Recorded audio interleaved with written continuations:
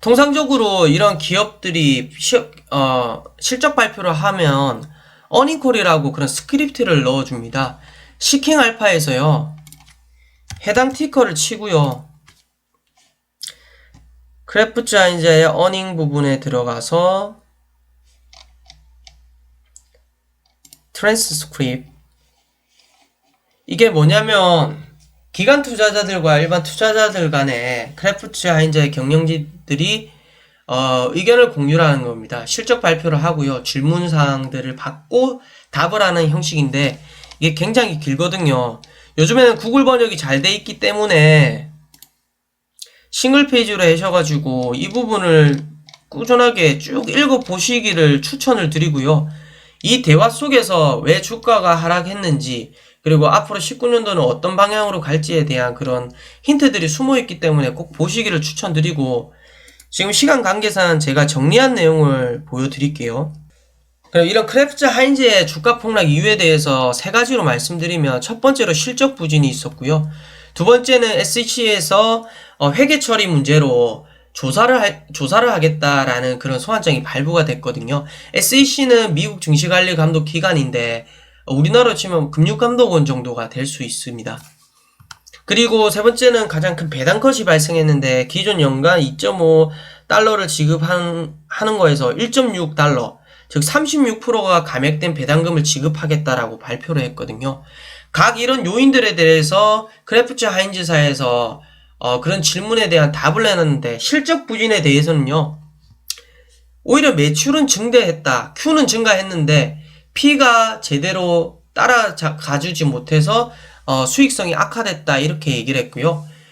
또 하나, 비용이 증가했는데 원가 절감 프로그램을 좀 약하게 돌렸다라는 점, 그리고 온라인 전자상거래와 추가적인 매출 플랫폼 확대를 위해서 비용이 증가했을 뿐이다, 즉 성장을 위한 비용 증가였다 라고 이렇게 얘기를 했고요. 마이너스 순이익이 발표가 됐는데 이 마이너스 순이익은 순수하게 현금 유출은 없는 평가 차손들, 즉 영업권 무형 차손들이 무형자산의 손상 차손이 반영이 돼서 나타난 순이익인데, 시장에서 우려하는 것은 이러한 영업권이라든지 무형자산에 대한 이런 손상 차손은 그 기업에서 해당 제품의 브랜드 가치를 낮게 본다라고 판단을 할 수 있거든요. 즉 크래프트 하인즈가 가진 그런 무형자산이라든지 그런 제품 브랜드가 이전만큼 못하다라는 그런 시그널을 보여줄 수 있기 때문에 시장에서는 악재로 받아들일 수가 있고요. 이 실적 부진에 대해서 좀 자세하게 뒤편에서 말씀을 드리면, 매출을 보시면은 17년도 대비해서 18년도에 순수 매출액은 조금 늘어난 상태죠. 다만 앞서 말씀드렸듯이 순이익이요, 마이너스예요. 마이너스 10.2빌리언 달러예요.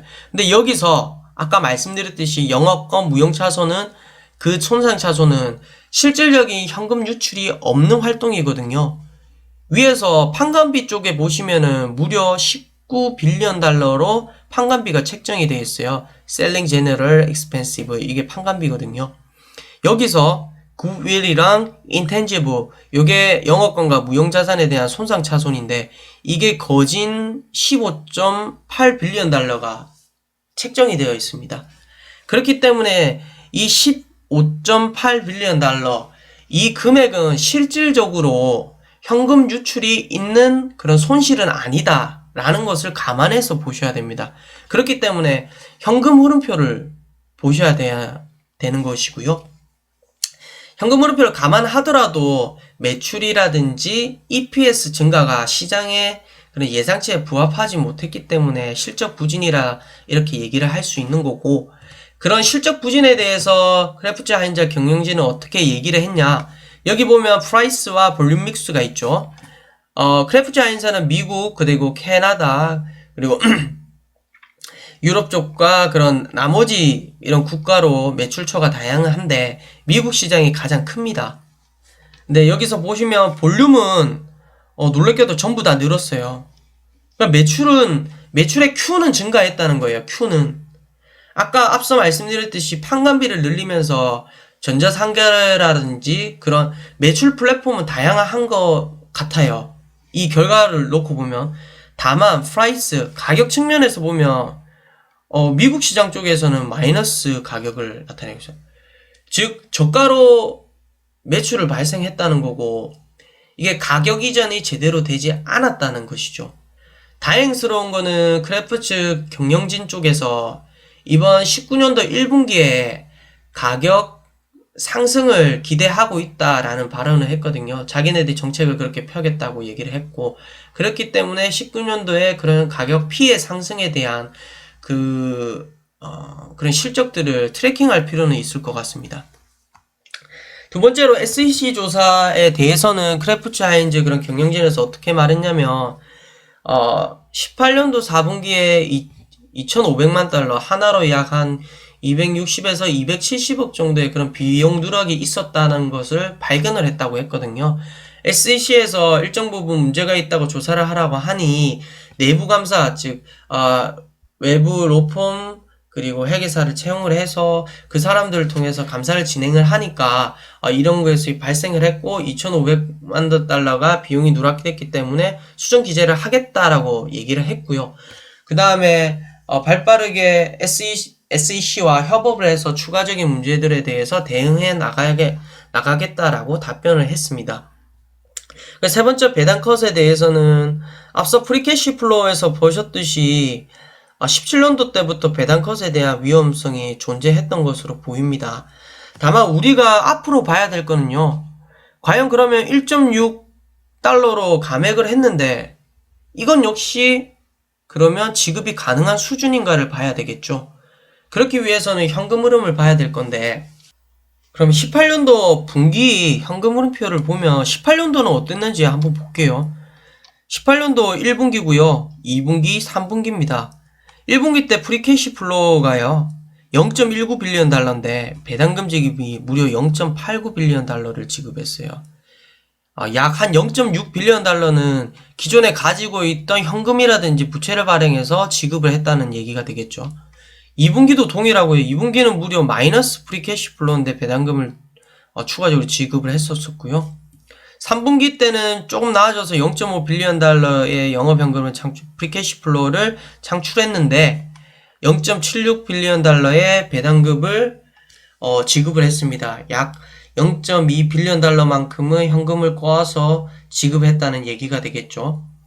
다시 말씀드리면 17년도부터 18년도까지 쭉 지금의 배당 수준을 유지할 그런 영업현금 흐름이 창출이 되지 않았던 것이고요.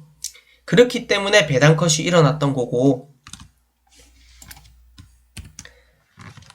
19년도를 예상을 해보면 지금 예상 18년도 배당 지급액이 3.2 빌리언 달러거든요. 여기서 36%가 감액된다고 하더라도 약 2 빌리언 달러가 넘어가는 배당금을 지급을 해야 되는데 현재 영업 현금 흐름 수준이라면은 그 해당 배당금을 지급하지 못할 경우의 수도 생길 수 있다라고 판단이 듭니다.